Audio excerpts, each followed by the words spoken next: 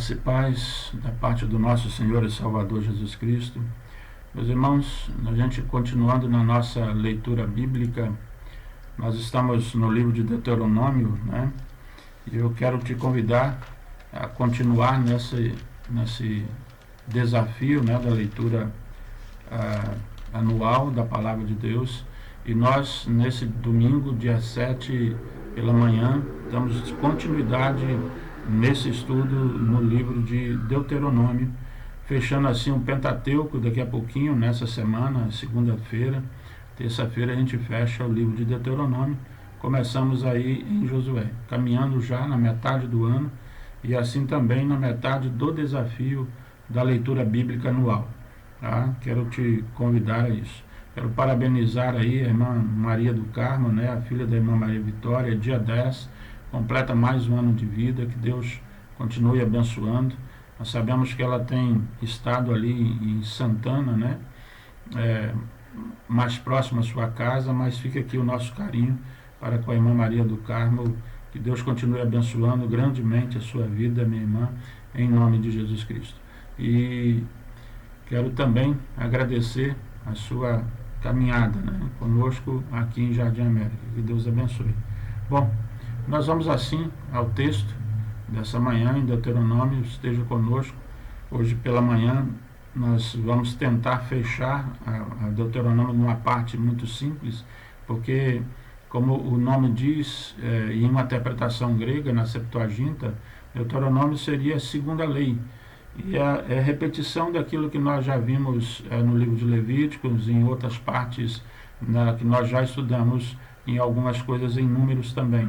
Tá? Mas por isso é muito mais rápido e muito mais simples também as nossas considerações. Vamos lá. Que Deus nos abençoe grandiosamente. Senhor, esteja conosco nessa manhã que estamos estudando a Tua Palavra e que nós consigamos absorver aquilo que o Teu Espírito Santo vai nos mostrar, vai nos capacitar ao entendimento.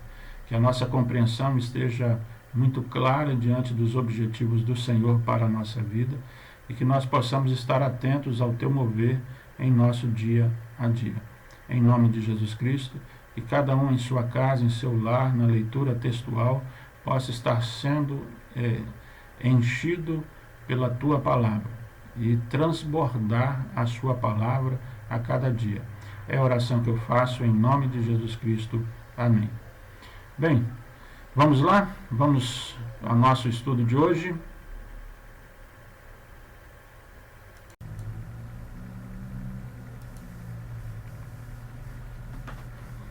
Deuteronômio é uma segunda lei, é uma despedida de Moisés, principalmente, né? Se torna um texto voltado ao que Moisés trata na vida desse povo de Israel.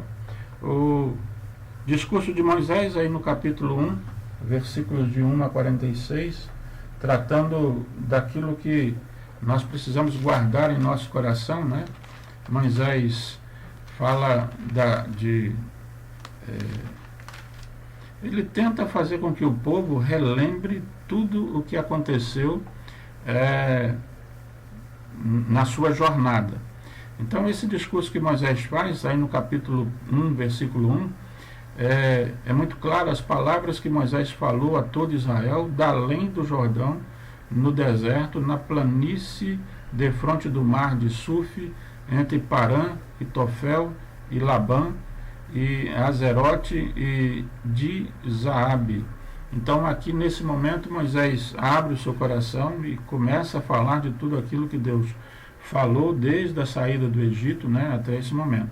No verso 26, o que eu gostaria de destacar com os irmãos é que aqui, assim como ele fala e pede para cada israelita relembrar o que aconteceu, ele pede nesse momento aqui para que cada um também esteja refletindo sobre a sua posição individual para com Deus. Apesar do texto trazer a informação no plural, porém vós não quiseste subir, mas fostes rebeldes ao mandado do Senhor vosso Deus.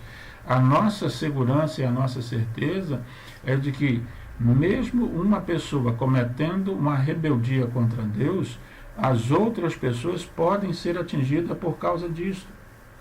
Então, esses murmuradores que estavam no meio, esses murmuradores que estavam envolvidos ali, aqui Moisés faz com que eles comecem a pensar que as ações deles no deserto fizeram com que o povo caminhasse 40 anos no deserto.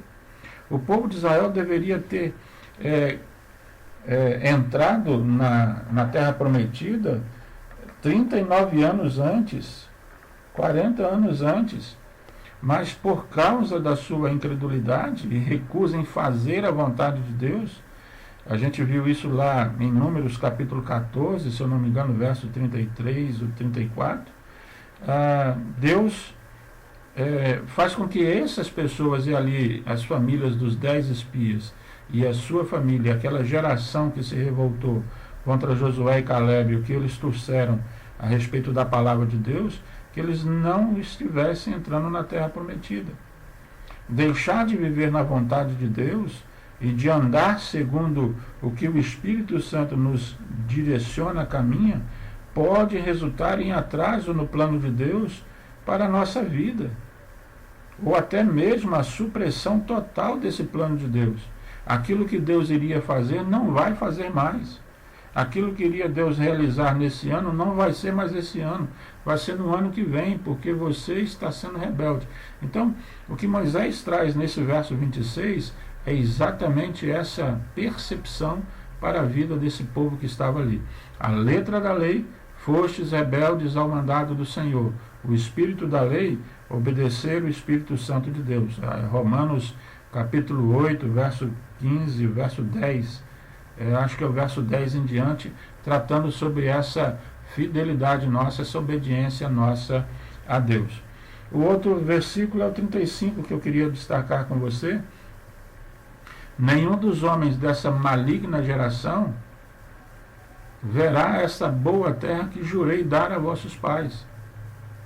Então, todos os israelitas que não quiseram entrar na terra prometida, que lá atrás, em Números 14, se não me falha a memória, eles disseram que nós iremos morrer, Deus nos trouxe para morrer aqui no deserto, em vez de ficarmos no Egito. Então, essas pessoas perderam o direito a partir de então dessa decisão que tomaram de entrar naquela terra.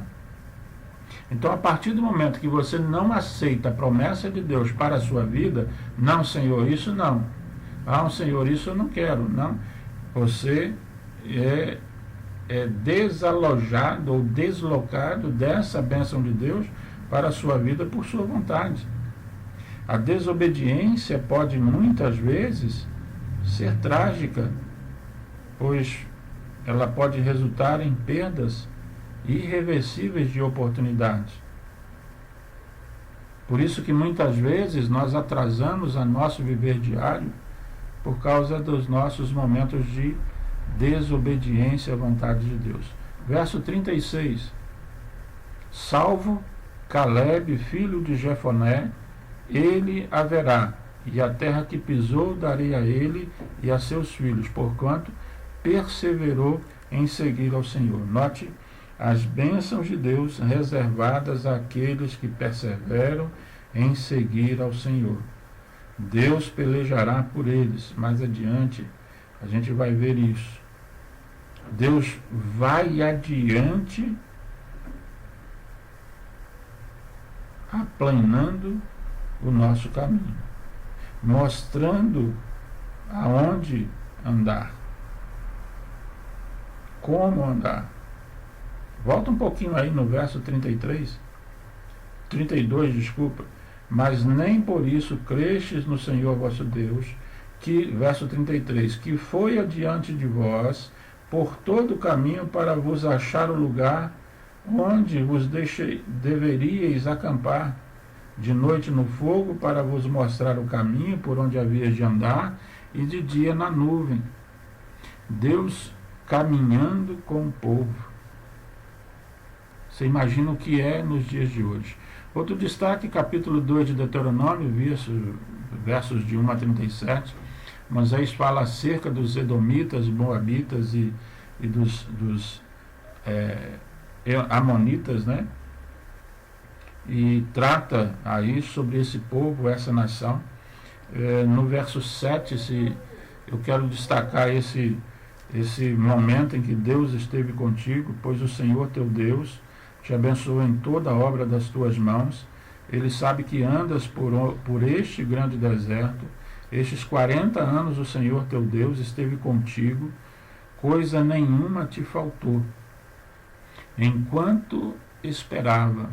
É o título da mensagem que nós vamos falar nessa noite. Hoje à noite só vai ser a introdução dela, porque o tempo é muito curto e muito corrido. Mas nós vamos ter uma série de mensagens enquanto aguardava. E aqui nós vemos que enquanto aguardavam entrar na terra prometida, Deus estava com eles e nenhuma coisa lhes faltou. Final do versículo 7. Porque Deus esteve contigo.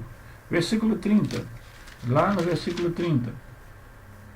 Mas Escom, rei de Esbom, não vos quis deixar passar por ele, porquanto o Senhor teu Deus endurecera o seu espírito e fizera obstinado o seu coração para tu dar na tua mão, como nesse dia de hoje. Esse endurecer o seu espírito, nós precisamos tomar cuidado com isso, para que nós não entremos em uma injustiça de entendimento. Trata-se aqui de Escom, rei de Esbom. Deus não endurece sem motivo o coração de ninguém. Depois a gente vai falar sobre isso, e eu tenho no texto como base, lá em Hebreus, capítulo 3, do verso 7 ao verso 13, ou do verso 5 ao 13. Deus apenas confirma aquela maldade que já existia no coração daquele homem. Então, a teologia do conhecimento de Deus e da ação de Deus explícita em Deuteronômio trata não de um Deus que escolhe alguém para ser mau e fazer com que... Não, mas trata de um Deus que, conhecendo o coração, é assim como fez lá no faraó, né? Endureceu Deus o coração de Escom, porque esse já voltara seu coração contra Deus de Israel. Já estava assim esse coração. Volta lá comigo, só para que você não fique imaginando coisas. Vai lá em Êxodo, capítulo 7, versículo 3, se não me falha a memória, o momento em que Deus trata isso com Moisés em relação a Faraó. Êxodo, capítulo 7, versículo 3.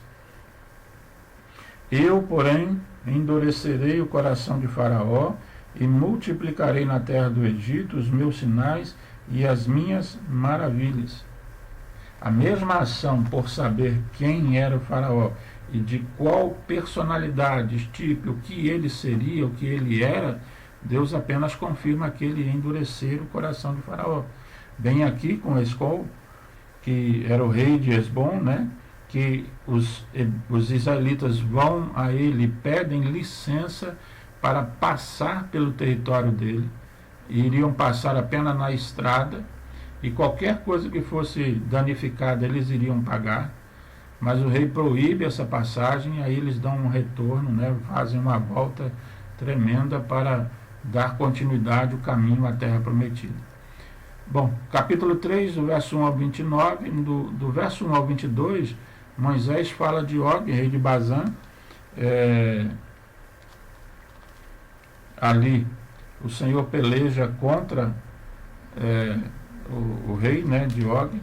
Os israelitas defrontavam-se com um inimigo poderoso e Deus entra nessa batalha e dá e garante a vitória, né, a certeza de vitória com eles.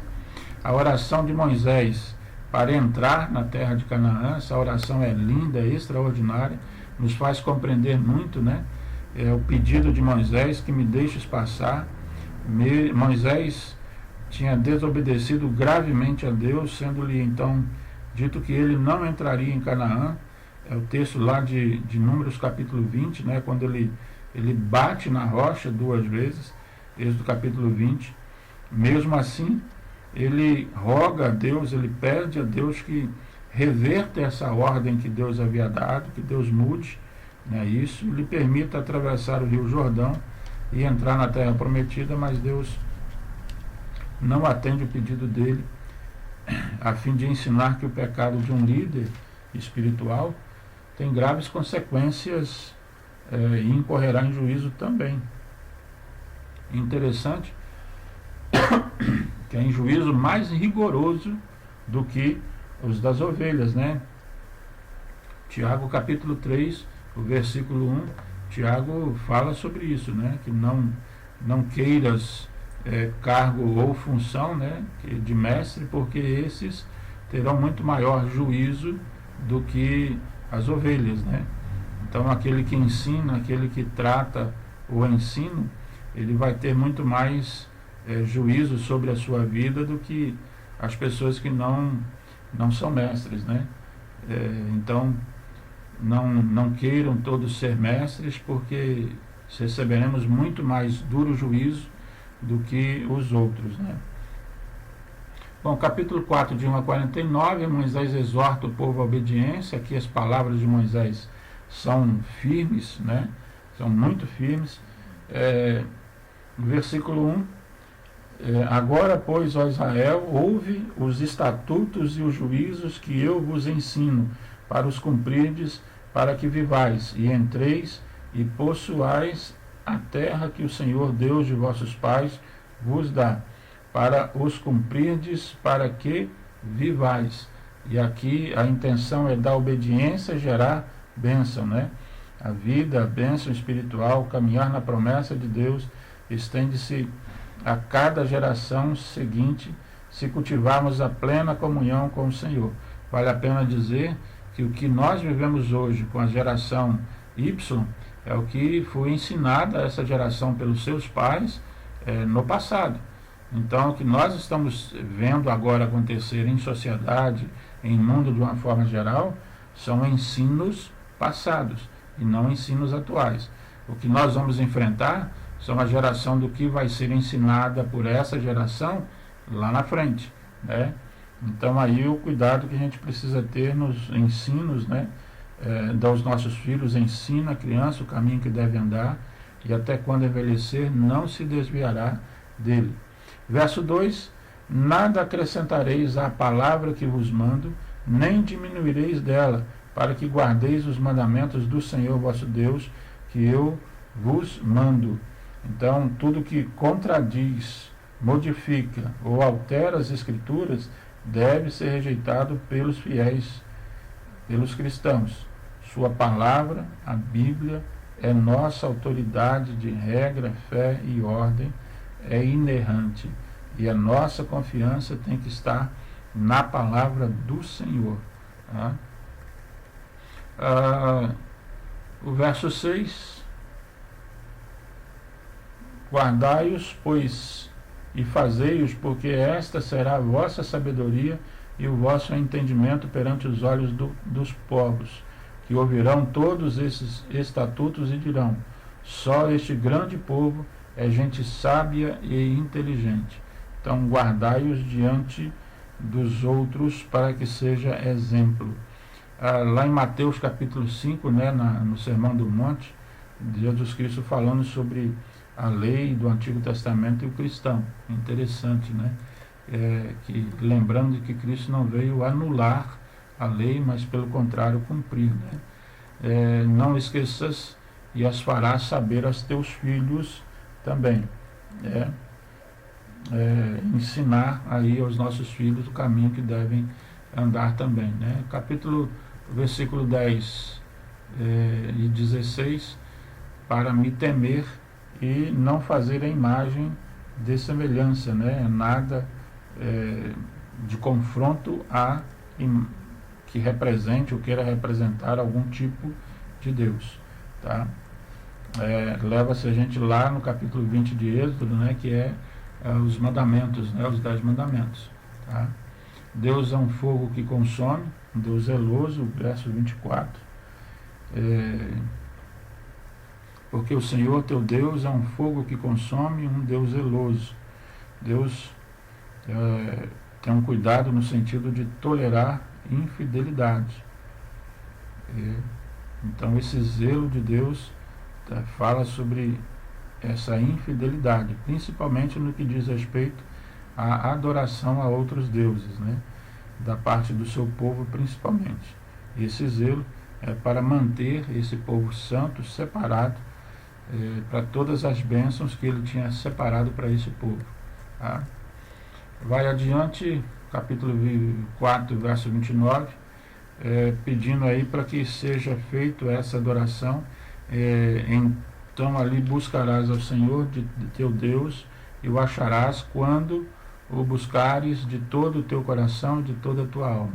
A gente vê alguns versículos aí, né, sendo utilizados depois no Novo Testamento, ensinando-nos cada vez mais sobre o Senhor. Do capítulo 4, verso 41 a 49, Moisés designa 3 cidades refúgio, né? E aí o ensino da cidade refúgio, depois a gente vai trabalhar com ele. Do capítulo 5, verso de 1 a 21, Deus trata da repetição dos 10 mandamentos e trata do conserto, né? E a salvação de Israel era uma dádiva e de Deus concedida porque ele havia feito uma promessa a Abraão, Isaque e Jacó, e esse povo que ele muitas vezes não o consumiu no deserto por causa da intervenção de Moisés, né? E Deus trata de lembrar isso ao povo nesse momento. Moisés relembra isso ao povo, né? Do verso 7 ao verso 21, a repetição dos 10 mandamentos, aqui em Deuteronômio 7 e 21.